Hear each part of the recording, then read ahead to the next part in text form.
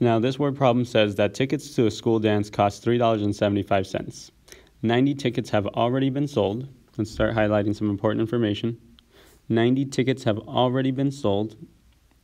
How many more tickets, X, so X represents tickets, must be sold to earn at least $412.50? Write your answer as an inequality. And then I also left a hint this time that the money made plus the new money that we make has to be at least our money goal. So that's how we would set up that inequality. So the money made, which we can determine, we've already made some money because we've already sold 90 tickets. But that's the tickets we sell, not the money we've made. We can determine the money we've made by doing 90 tickets times the cost of each ticket, or times $3.75. And then add it to the new money. Well, the new money that we make, that's going to be X, every ticket that we make, multiplied by also $3.75. Because every ticket that we sell doesn't tell me how much money I made, that just tells me how many tickets I've sold. Multiplying it by the cost of each ticket, that tells me how much money I've made, which has to be at least $412.50 is our financial goal for today. Now, I can simplify this down because I can multiply these two values out to determine how much money we've actually made. So I'm going to do 375 times 90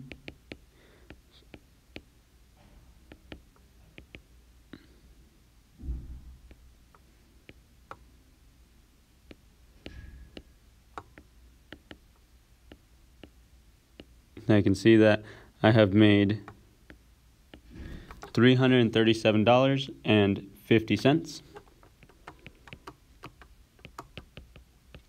I'm going to add that to this simplified, which is going to be 375 times X, and we want that to be at least $412.50.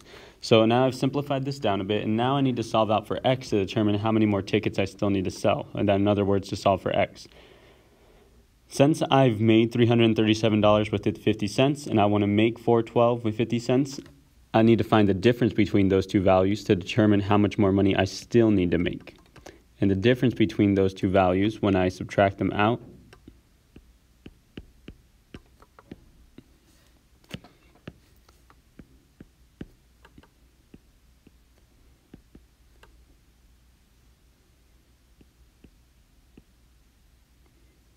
I can see is $75. So I still need to make $75 more dollars. Now I'm just going to move that over. I still need to make $75 more dollars. And each ticket costs $3.75. So now to determine how many more tickets I still need to sell, I'm going to divide both sides by $3.75.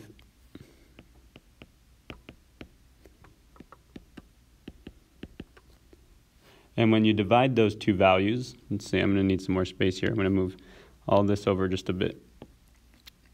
When you divide those two values, $75 divided by $3.75, move the decimal over two places, move this decimal over two places. So now I got to figure out how many times does 375 go into 750. And if you do 375 times 2, you'll see that it goes in exactly 2 times. Remainder of 0. And then instead of dropping down this 0, I'm just going to bring it up and say that X has to be either equal to or greater than 20, meaning that the tickets I still need to sell, that's what X represents, is either 20 or more than 20 to reach that financial goal. So as you can see, there's a lot of little steps in here. There's first subtraction. First we multiplied over here to figure out how much money we've already made. After that, we subtracted the two values to figure out how much money we still need to make. And then after that, we divided by the cost of each ticket to figure out how many more tickets we still need to sell. So there's a lot of little steps, but as you can also see, it's all basic. It's all just multiplication, division, subtraction. There's nothing too crazy intense in here.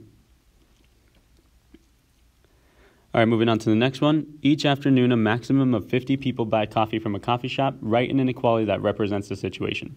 Let X represent the number of people who buy coffee in an afternoon. So our inequality that is going to represent this, X has to represent the number of people. And the number of people that buy coffee each afternoon is, as said earlier, a maximum of 50. So a maximum means that that's the very highest it can be. Let's say the minimum would be 0, considering that you can't have negative people. So the maximum that it can be is 50. This is the highest it can be. So we can equal 50, but it also has to be less than 50, because if this is the max, that means you can't go to 51, 52, or anything above 50.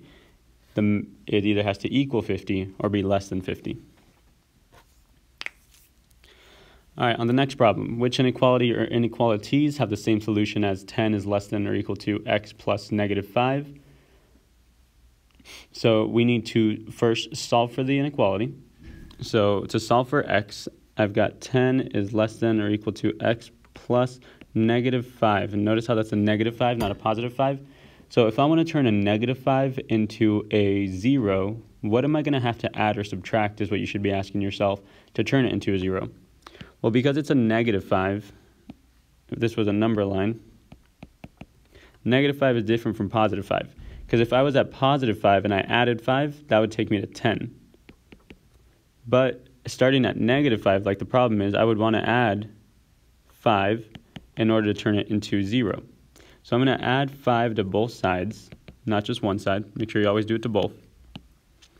I'm going to add 5 to both sides, and then that's going to take me to x is greater than or equal to 15. And now I have to find which of those 4 options is the same as this option. Well, x is greater than or equal to 15, I can see is the same here. And then hopefully you also notice by looking at the other options that these have 5s in it, so those are totally incorrect. That was kind of to see if you tried to subtract 5, that's what you would have gotten. But then that last option, x is greater than or equal to 15, is also an answer because it still has the mouth pointing towards the x, or in other words, both of them, the second and third options say x is greater than or equal to 15, just like our solution does. They're just reversed.